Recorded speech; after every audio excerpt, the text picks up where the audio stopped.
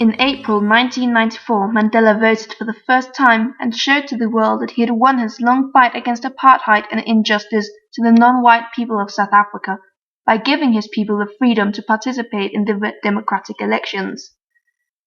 Only few were thinking of AIDS, and even less knew that South Africa was facing a fast-developing AIDS epidemic, which in a few years should become the worst in the world. 4 years earlier, when Mandela was released from prison and cooperated with de Klerk of the new multiracial democratic South Africa, it was estimated that 1% of the adult South Africans were infected by HIV, the virus that causes AIDS. One morning she woke up and she couldn't walk. She lost the use of her legs, and doctors just explained that's one way that the virus does. It starts attacking your nervous system, and definitely in the spinal area, which has an effect on the ability of using your legs. And then just became very, very weak, not being able to eat, not being able to take in anything, and actually, passed away due to organs collapsing, that the strain was just too much for them, the kidneys and the liver and the heart and everything as well. In 1999, when Mandela was replaced by Mbiki's president, data on the South African epidemic shows two scary characteristics. First, the incredible speed whereby HIV infections develop, from less than 1% to almost 25% in 10 years. Second, the extreme intensity. Mandela acknowledged after leaving that his government had not acted swiftly to address AIDS. Instead of redressing this failure, Mbeki denied HIV as the cause of AIDS and would not support a treatment program. His health minister, Manto, emphasized treating South Africa's AIDS epidemic with vegetables such as garlic and beetroot. But how did the epidemic come this far? If you wish to demonstrate how to spread a sexual disease as quickly as possible, you couldn't have thought of a better example than South Africans. Sending 800,000 men to work in the mines and factories away from their families, living in hostels with access to cheap alcohol and prostitutes, and then sending them home once in a while to their families to spread the disease. This sad example also shows that AIDS is an indicator of inequality, both in terms of poverty, leading men to migrate to where the work is, and between genders. Women are more susceptible to HIV. They are vulnerable to rape, they may not be able to negotiate safe sex, and are often in relationships with men who have multiple partners.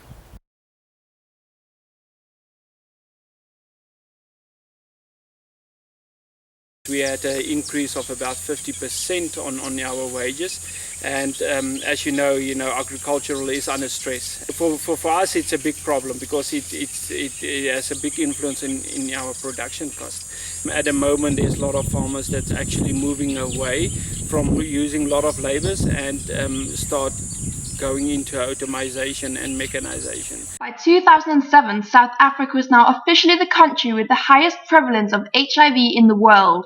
Around 5.7 million South Africans were estimated as having HIV or AIDS, and 1.4 million children had become orphans due to AIDS. In 1999, Lebone was started. At that stage, it only started as a daycare center for children whose parents couldn't look after them properly. And then some of the parents started to pass away, and then they realized that there's a bigger need. Lebone is a Sotho word that means light, so that is what we try to do. We try to be the light in the darkness. At this stage, Lebone is consisting of 5 different sections. It's Lebone House, where we look after the children. They are orphaned. 99% of them don't have any parents left. Lebone Edu Center. There we've got our preschoolers that come here every day from the community. Then we've got Lebone Skills Development.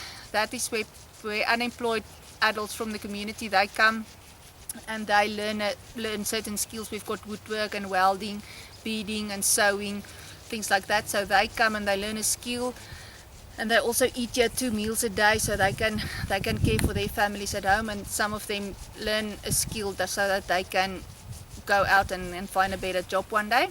Then we've also got the Lebone agriculture section. So there we've got vegetable farming, chicken farming, we've got the laying hens, and we try to be as far as possible self-sustainable. And then we've also got the Lebone counselling and social support section, so where we do HIV counselling. Each child got his own personal story, but in general, the background of the children coming here is their parents were sick.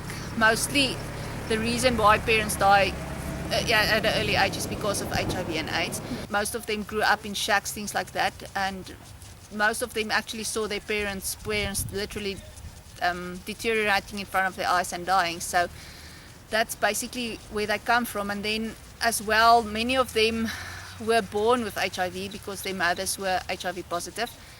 And many of our children that are HIV positive, they've got it because when their mothers were pregnant, the government didn't supply the necessary drugs for pregnant women to prevent the transmission of the virus. So that's why the children that are staying here are HIV positive. You don't always need to give money. You can also come and give us your expertise, like you and your brother did when you came here, and you spent some time at the preschool. It's things like that also means a lot, and that money can't really buy. So that's how you can get involved.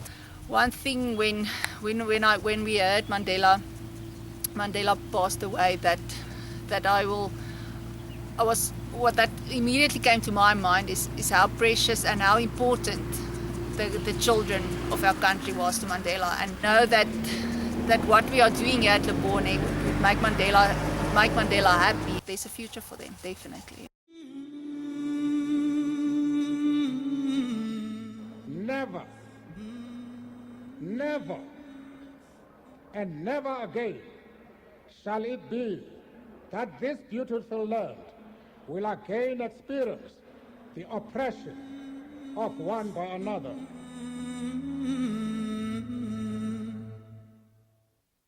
The 5th of December 2013, Mandela died. 20 years is a very short time to transform a whole country. And although apartheid no longer reigns, inequality hasn't been solved. AIDS has made it even more difficult to change this. Mandela was able to create hope in his rainbow nation that South Africans can live side by side regardless of skin color. A similar hope is needed to trust that one day AIDS will be under control in South Africa.